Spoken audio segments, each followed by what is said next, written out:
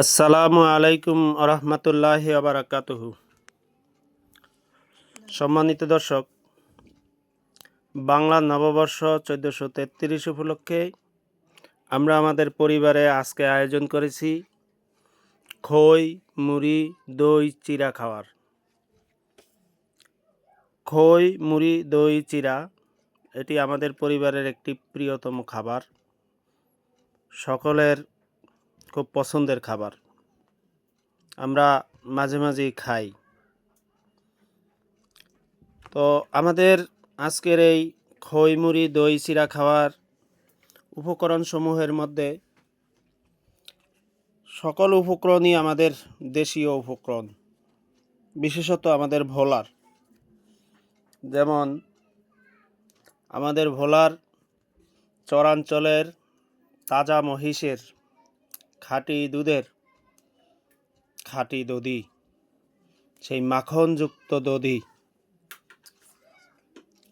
দধির সাথে লাল চিড়া, সাদা মুড়ি আর আউশ ধানের খই, সাথে বাংলাদেশি চিনি, লাল চিনি। এখন আমাদের এই দধি, চিড়া এবং খই, মুড়ি এই উপকরণসমূহ মিক্সড করা হচ্ছে।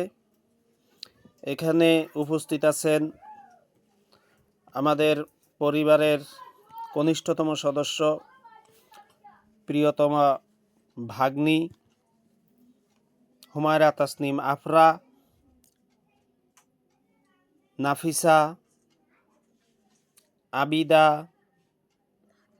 আফিফা এবং সানজিদা।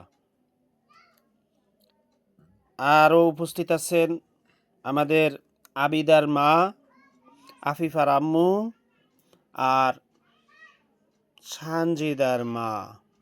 আমি তাদের সাথে কামলা খাচ্ছি। তো এখন এগুলো মিক্সড করা হচ্ছে। আমরা এই খই, মুড়ি, দই, চিড়া খাইতে খাইতে একটা ছড়া মনে পড়লো, একটা ছন্দ মনে পড়লো, যেটা ইসলামিক ফাউন্ডেশন কর্তৃক শিশু ও গণশিক্ষা কার্যক্রমের শিশুদের একটি